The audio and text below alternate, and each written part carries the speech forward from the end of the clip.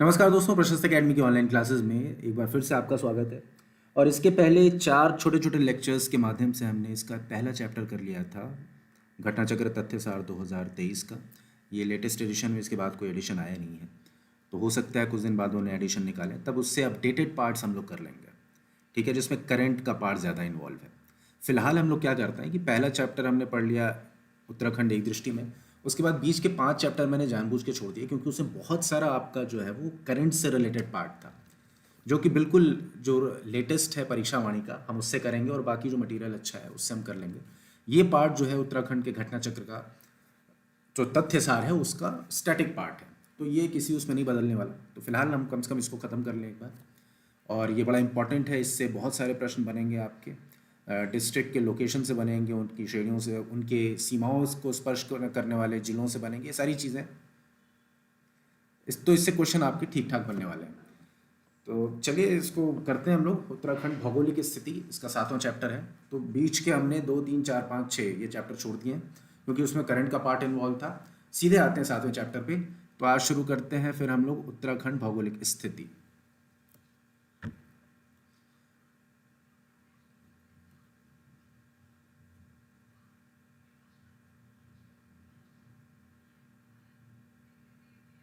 नमस्कार दोस्तों, प्रशस्त एकेडमी की ऑनलाइन क्लासेस में एक बार फिर से आपका स्वागत है।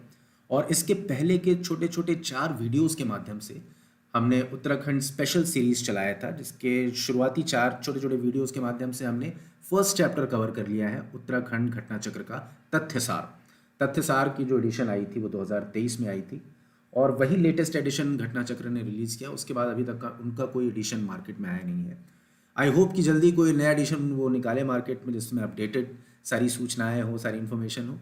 फिलहाल हम क्या करेंगे, हम इसी किताब में से अपने मतलब की चीज़ें निकाल लेते हैं। मतलब की चीज़ें क्या है? पहला चैप्टर हमने देखा उत्तराखंड एक दृष्टि में, जिसमें संक्षिप्त में उत्तराखंड के बारे में बहुत सारी जानकारियाँ, बहुत सारी सूचनाएं दी हुई थी। हमने वो चैप्टर ख़त्म किया। उसके बाद दूसरा, तीसरा, चौथा, पाँचवा, छठा, ये 6 चैप्टर, 5 चैप्टर हमने बीच के छोड़ दिए क्योंकि उसमें बहुत सारी इन्फॉर्मेशन ऐसी थी जिसमें करंट अपडेट्स की ज़रूरत है, और जब तक घटना चक्र अपना नया एडिशन नहीं निकालता उनको करना व्यर्थ है, क्योंकि ऑब्वियसली वो सारे डेटा बदल चुके हैं, नया डेटा उनकी जगह ले चुका है। तो ऐसे में पुराना डेटा पे रिलाई करना वो कुछ ठीक नहीं होगा। तो बेहतर है हम लोग उसको छोड़ के स्टैटिक पार्ट पे आगे बढ़ते हैं, और घटना चक्र जब भी अपना एडिशन जारी करेगा, नया अपडेटेड वर्जन जारी करेगा, उसमें से हम वो पार्ट्स कवर कर लेंगे। और अगर नहीं भी करता है तो तमाम किताबें हैं जो अपडेटेड वर्जन अपना जारी करेंगी, और सूचना सारी अपडेट होके वो हम एक्सट्रैक्ट करके आपके सामने प्रस्तुत करेंगे। अभी परीक्षा वाणी भी है, इसके बाद उसका अपडेटेड वर्जन मिल जाएगा। तो फिलहाल हम लोग उत्तराखंड के स्टैटिक पार्ट पर आगे बढ़ते हैं। पहला जो पार्ट था हमने एक दृष्टि में पॉइंट्स टू रिमेंबर कर लिया था, उसमें सारा स्टैटिक पार्ट ही था। अब ये दूसरा पार्ट जो है वो उत्तराखंड की भौगोलिक स्थिति से रिलेटेड है। अब इसमें हम उत्तराखंड के मैप, इसके जिलों की स्थिति, किन राज्यों से स्पर्श करते हैं वो जिले, उत्तराखंड किन राज्यों, ये सारी चीज़ें जो है हम एक एक करके समझने वाले हैं, और एक मैप का भी थोड़ा सा ब्रीफ इंट्रोडक्शन हम लोग इसमें ले लेंगे। चलिए स्टार्ट करते हैं। उत्तर प्रदेश पुनर्गठन विधेयक 2000 ये जब लागू हुआ था कि लोकसभा और राज्यसभा में पारित होने के बाद, यानी ये 2000 में लागू हुआ था, और 9 नवंबर को हमने क्या याद किया था पहले, कि उत्तराखंड का गठन जो है 9 नवंबर सन 2000 को हुआ। वही सारी शुरुआती इन्फॉर्मेशन इसमें भी दी हुई है कि उत्तर प्रदेश पुनर्गठन विधेयक 2000 के लोकसभा और राज्यसभा में पारित होने के बाद 25 अगस्त 2000 को तत्कालीन राष्ट्रपति KR नारायणन, तो याद रख सकते हैं कि जिस समय उत्तराखंड अस्तित्व में आया, उत्तरांचल अस्तित्व में आया, शुरुआत में इसका नाम उत्तरांचल था और बाद में आगे चल के 2007 में उत्तराखंड हुआ, अभी आगे हम लोग देख लेंगे इसको। तो जिस समय उत्तरांचल अस्तित्व में आया उस समय तत्कालीन राष्ट्रपति कौन थे? KR नारायणन, और 25 अगस्त 2000 को ही KR नारायणन ने इसके विधेयक पर हस्ताक्षर किया था और स्वीकृति प्रदान की, और इस तरह से 9 नवंबर सन 2000 को भारत के 27वें राज्य के रूप में उत्तराखंड अस्तित्व में आया। अच्छा, गठन के समय इसका नाम क्या था? उत्तरांचल। अभी हमने देखा है 1 जनवरी 2007 को इसका नाम उत्तराखंड कर दिया गया। ये हम लोग पहले भी देख चुके हैं। यह राज्य हिमालय के उत्तर पश्चिम से दक्षिण पूर्व तक अर्धचंद्राकार रूप में भारत भूमि के 1.63%, ये भी देखा था हमने शुरुआत में कि ये भारत का कितना भौगोलिक क्षेत्रफल का है, 1.63%, और जनसंख्या क्या 0.83% उत्तराखंड में है।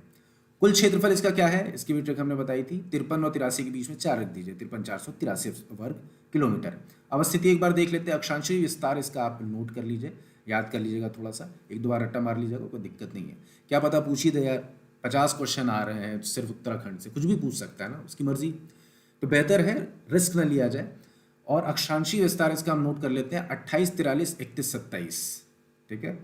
28 डिग्री 43 मिनट से 31 डिग्री 27 मिनट उत्तरी अक्षांश, ऑब्वियसली बात है उत्तरी होगा, क्योंकि भारत की अवस्थिति जो है उत्तरी गोलार्ध में ही है। उत्तराखंड का देशांतरी विस्तार क्या है? 77 34 से 8102, 77 डिग्री 34 मिनट से 81 डिग्री 2 मिनट पूर्वी देशांतर। उत्तराखंड राज्य का पूर्व से पश्चिम की ओर विस्तार 358 किलोमीटर है, जबकि उत्तर से दक्षिण की ओर विस्तार 320। हम लोग पहले भी कर चुके हैं, बताया भी था आपको कि दोनों के बीच मात्र 38 किलोमीटर का अंतर है। आप एक याद कर लिए, दूसरा याद हो जाएगा। उत्तराखंड की अधिकतम लंबी सीमा को स्पर्श करने वाला राज्य उत्तर प्रदेश है। सबसे लंबी सीमा जो है उत्तराखंड की, वो उत्तर प्रदेश से ही है, ऑब्वियस सी बात है, इसी देश प्रदेश से अलग होकर बना है तो उसी से होगा। अब उत्तराखंड की न्यूनतम लंबी सीमा को स्पर्श करने वाला राज्य कौन सा है? हरियाणा। तो न्यूनतम आपको पता हो गया और अधिकतम पता हो गया। इसके अलावा सिर्फ एक राज्य जिससे उत्तराखंड अपना सीमा स्पर्श करता है, वो है हिमाचल प्रदेश, ठीक है। तो आपको 3 याद रखना है, हिमाचल प्रदेश, हरियाणा और उत्तर प्रदेश, इनसे उत्तराखंड घिरा हुआ है राज्यों के मामले में, ठीक है। देशों के मामले में देखेंगे चीन और नेपाल, खैर वो भी आगे देखते हैं। उत्तराखंड का एकमात्र जिला देहरादून हरियाणा राज्य की सीमा को स्पर्श करता है। तो याद रखिएगा उत्तराखंड में सिर्फ और सिर्फ एक है जिला हरियाणा जो कि सॉरी उत्तराखंड में सिर्फ एक जिला है देहरादून जो कि हरियाणा से स्पर्श करता है। बाकी सारे के सारे 12 जिलों में से कोई हरियाणा से स्पर्श नहीं करता है। कोई उत्तर प्रदेश से करता है तो कोई हिमाचल से करता है, लेकिन हरियाणा से सिर्फ देहरादून की सीमा स्पर्श होती है, ठीक है। उत्तराखंड 4 ऐसे जिले हैं, कौन कौन से जिले हैं? टिहरी गढ़वाल, रुद्रप्रयाग, बागेश्वर और अल्मोड़ा। ये 4 जिले अभी हम मैप में देखेंगे तो पता चल जाएगा, एक बार देख लेते हैं चुपके से। ये है मैप आपका, देखिए कौन कौन सा है, लैंडलॉक्ड है, जैसे लैंडलॉक्ड देश होते हैं वैसे ये जिले हैं। अल्मोड़ा देखिए बिल्कुल बीच में है, बागेश्वर देखिए बिल्कुल बीच में है, उसी तरह से आपका क्या है, रुद्रप्रयाग है एकदम बीच में है, टिहरी गढ़वाल ये भी एकदम उत्तराखंड के बीचों बीच है। अन्य जिलों से टच होते हैं लेकिन बाहर के किसी राज्य से ये चारों जिले टच नहीं करते हैं, टिहरी गढ़वाल, रुद्रप्रयाग, अल्मोड़ा और बागेश्वर, याद रखिएगा ये चीज़। अब क्या है, उत्तराखंड के पौड़ी गढ़वाल जिले की सीमाएं राज्य के 7 जिलों, ये एकमात्र पौड़ी गढ़वाल ऐसा जिला है जिसकी सीमाएं 7 जिलों से मिलती हैं। कौन कौन से वो जिले हैं?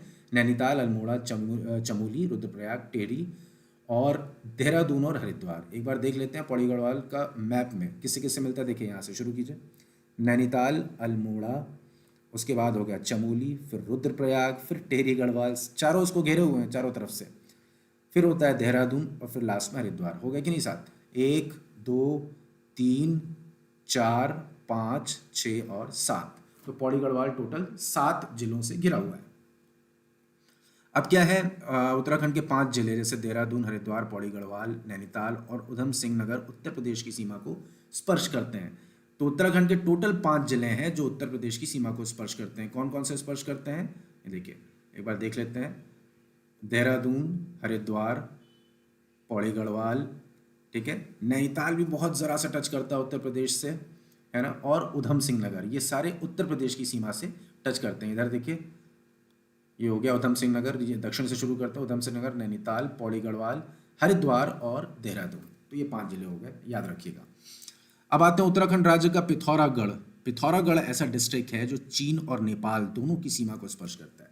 ये देखिए, दिख रहा है, इस तरफ का पार्ट जो है वो चीन का हो गया और इस तरफ का पार्ट आपका हो गया नेपाल का। ये है बीच में पिथौरागढ़। अब आइए आगे बढ़ते हैं हम लोग। इस तरह से हमने मैप थोड़ा बहुत देख लिया, एक कुछ और इंपॉर्टेंट चीज़ें देख लेते हैं इसी मैप में हम लोग। तो अब मैप में हम लोग देखेंगे उत्तराखंड के टोटल 13 जिलों को, ठीक है, और इसमें क्या क्या चीज़ें हैं। इसमें पहले तो आप मोटे मोटे तौर पर उत्तराखंड को आप देख लीजिए कि 2 भागों में विभाजित किया है मैंने। एक तो पार्ट जिसको मैंने येलो कलर से पूरा हाईलाइट किया है और दूसरा पार्ट है जो वाइट है। तो सिर्फ 2 डिवीजन है आपको याद रखना है उत्तराखंड में, एक है गढ़वाल मंडल और दूसरा है कुमाऊं मंडल, ठीक है। गढ़वाल मंडल और कुमाऊं मंडल, इन दोनों मंडलों में मिला के कुल 13 जिले पड़ते हैं उत्तराखंड के। कितने? 13। अब इनमें से किसमें ज़्यादा होगा किसमें कम होगा वो नाम से पता चल जाएगा हमको।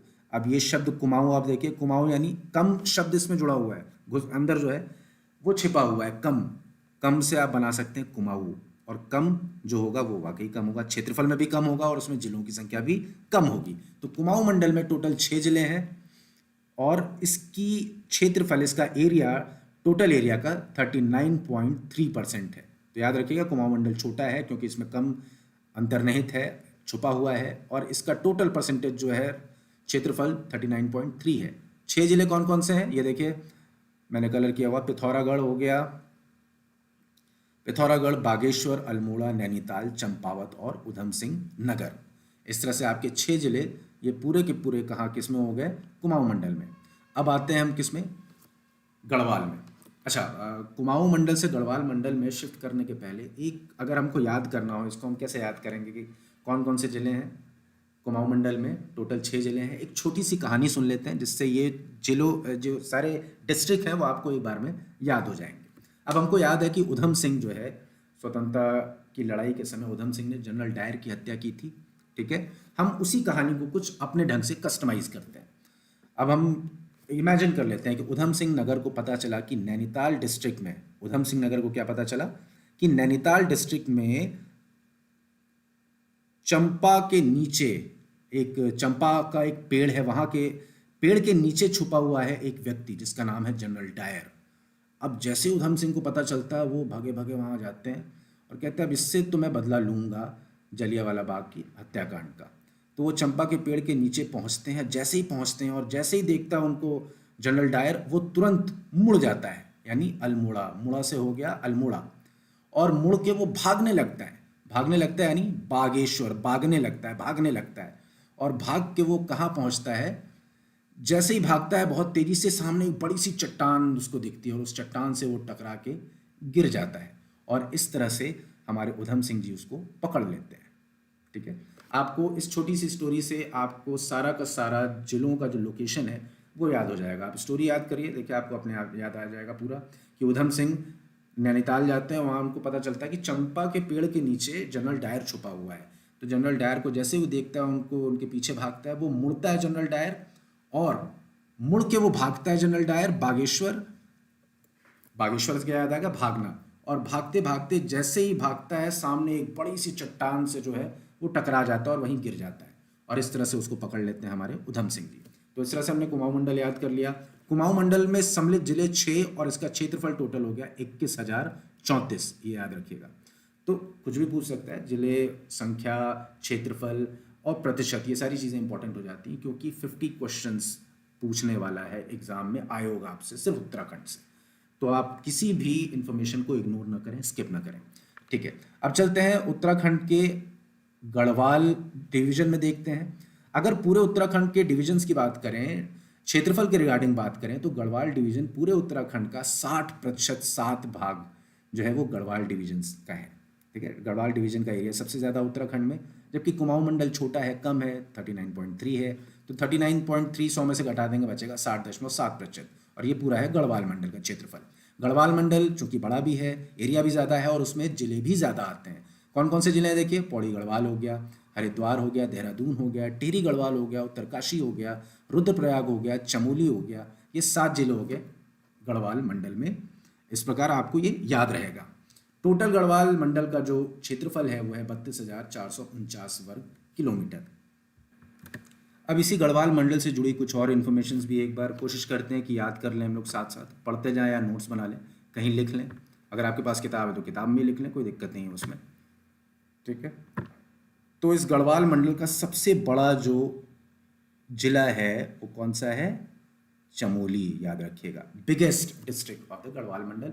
और इवन ये सबसे बड़ा जिला है पूरे उत्तराखंड का, जिसका टोटल क्षेत्रफल कितना है, 8,030। और इससे ज़रा सा ही छोटा आपका उत्तरकाशी पड़ जाता है, 8,016।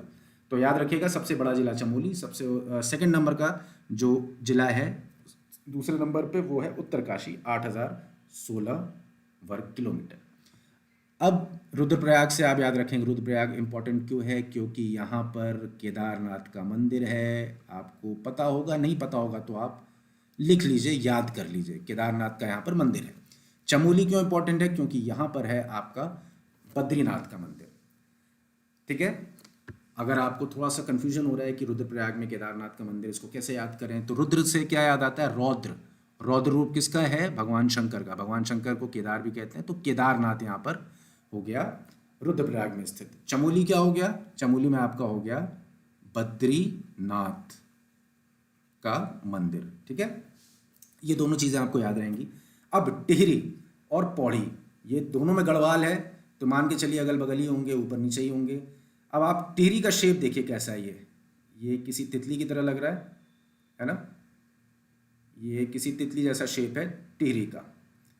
इसको आप टी भी याद रख सकते हैं, टी से हो गया टेहरी, ती से हो गया तितली, तो टेहरी जो है टी के आकार का, ये बीच में पड़ गया। अब टिहरी से आप जब राइट साइड उसके जाएंगे तो पड़ेगा रुद्रप्रयाग, ऊपर जाएंगे तो उत्तरकाशी। उत्तरकाशी नाम में ही छुपा है कि सबसे उत्तर में ही होगा, उत्तराखंड का सबसे उत्तरी जिला भी है ये।